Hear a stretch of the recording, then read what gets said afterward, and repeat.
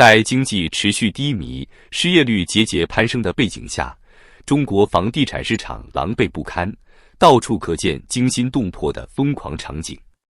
这不仅是一个行业的危机，更像是整个国家经济的垂死挣扎。一波未平，一波又起，大批房企相继遇冷，破产清算。世茂集团这个曾经的房地产巨头，如今被中国建设银行以2亿美元债务为由申请清算。仅仅3个月前，恒大和碧桂园这2个行业太子爷也已经命悬一线，资不抵债，破产清盘，迫在眉睫。在房企们的绝望中，民众同样陷入人生的黑暗深渊。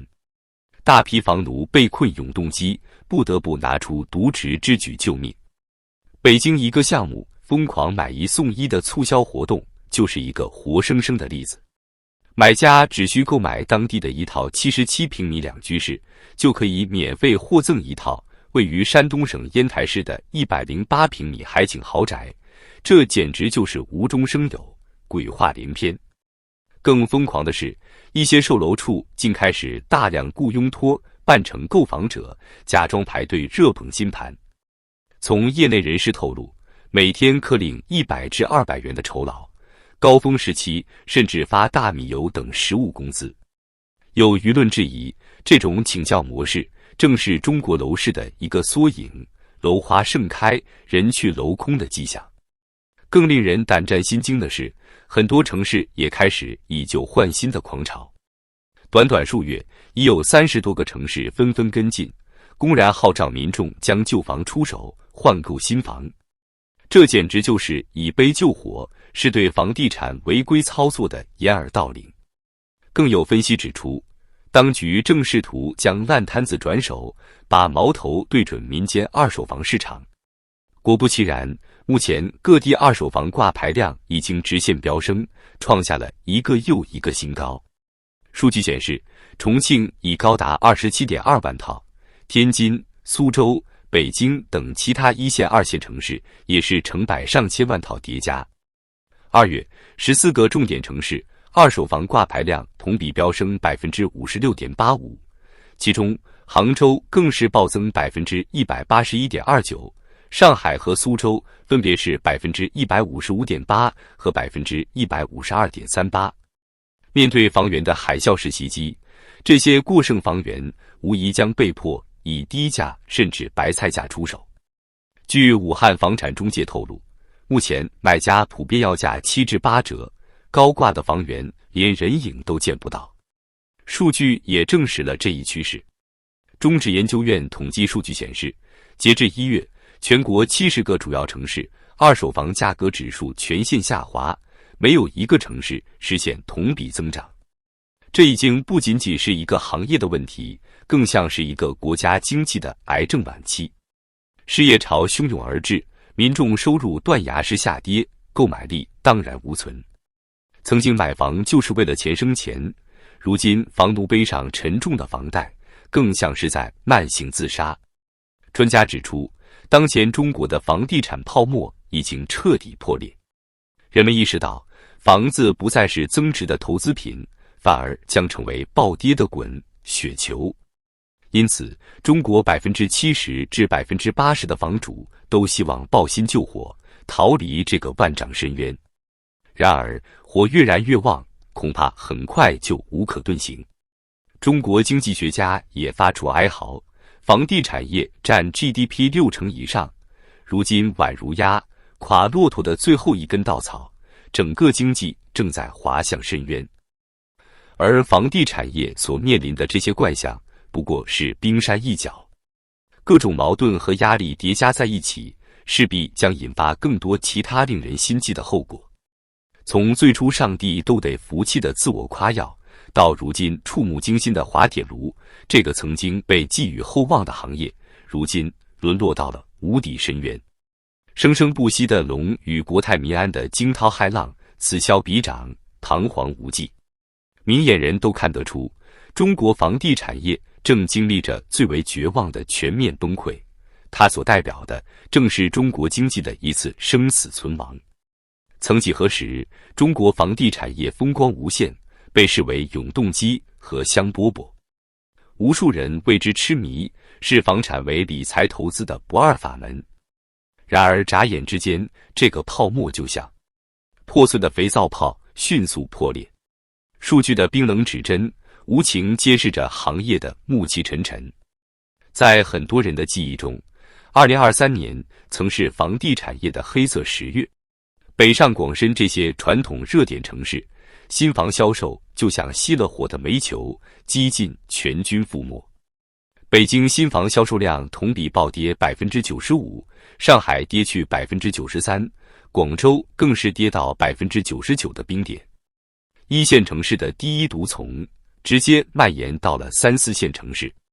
快速巨变的疫情让这些城市经济更加雪上加霜，千夫所指。数据显示，3线城市新房销售量同比暴跌85%，4线城市更是腰斩96%。这还只是整个行业遭殃的冰山一角。房地产领域阵痛缭绕，满目狼藉。一向被视为国家排头兵的万科集团，2023年前9个月纯利润同比暴跌67%，扭亏无望。行业老大恒大集团债台高筑，更是倒在了资金链断裂的绝路上。其他房企的情况也是一筹莫展，处处透着现金流断裂的绝望。2022年，中国房地产行业整体亏损达1万亿元人民币，创下有史以来最差纪录。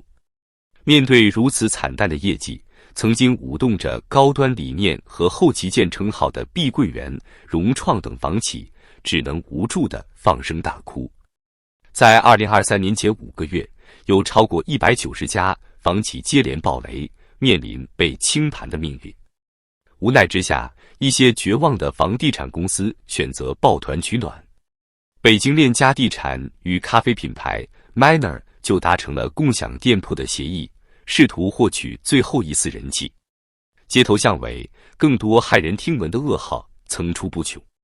一些售楼处竟开始大规模雇佣托，假扮购房者排长队，每人每天可领100至200元酬劳，还有米油赞助。这不啻是在给濒临停摆的楼市做人工呼吸。山西太原某楼盘更是推出买1赠1的疯狂活动，买家只需购入70平米的户型，就能免费获赠同等面积的房产。可怜的开发商别无他法，只能赔本甩卖求生存。更有一些开发商摒弃了平日里高高在上的姿态，开始拍卖房屋，广而告之。从北京到大连，从杭州到西安，拍卖楼盘的广告比比皆是，价格直接砸向地板。房地产行业这些怪异的现象，就是活生生的再现，再次证实了中国经济的衰退和失控。即使拼尽全力，现状也已无法挽回。从供应链的上下游，到制造业、金融业、服务业等诸多相关领域，都将陷入同步的经济冰河时代，犹如多米诺骨牌效应般土崩瓦解。首当其冲的将是钢铁、水泥、玻璃等上游原材料产业。2022年，中国钢铁行业亏损已高达1700多亿元人民币，仅华菱钢铁就亏损67亿元。钢材价格在2023年初更是再度大跌15%。行业陷入疯狂去库存模式，迎接被动裁员、缩产潮或将不可避免。水泥行业的遭遇也是暗无天日。数据显示，2023年前5个月，水泥行业利润同比暴跌73%，包括华西水泥、红狮集团等在内的大型水泥企业纷纷亏损或勉强保持盈亏平衡。玻璃产业的冰冷更让人不寒而栗。伴随房地产市场的断崖下跌，2022年中国平板玻璃产能利用率仅为60%左右，比疫情前下滑近20个百分点。企业普遍亏损，生存艰难。一荣俱荣，一损俱损。上游产业的阵痛必将沿途蔓延至下游制造业。家电、家具、木材加工、装修装饰等诸多门类都将深陷水深火热，化被动为主动裁员已经无可避免。很多企业家的心头恐慌，产能利用率曾一度跌至40%以下的家电行业就是实在写照。金融业将成为另一重灾区，绝大多数银行的贷款压力都将集中显现，不良率飙升，坏账泛滥井喷。有报告称，若楼市下跌30%，银行系统将面临4万亿坏账风险。而当前国内银行体系的不良率已经超过5%，总量达9000亿元，且正在持续攀升中。面临如此巨大风险，银行体系萎靡不振指日可待。服务业犹如房地产业的影子，遭受重创也是必然。物业管理服务、家政服务、中介经纪等领域几无幸免，将集体过冬。有分析称，这将是一场全民世界大战，谁都跑不了，全都将深陷囫囵。小市民将首当其冲，社会底层更将雪上加霜，人民生活水准全面下滑。换句话说，作为中国经济的脊梁，房地产业的垮台势必演变成一场国家金融危机，甚至是政治危机，将动摇国家的根基。而这只是死亡序曲的前奏而已，祸根其实还在别处。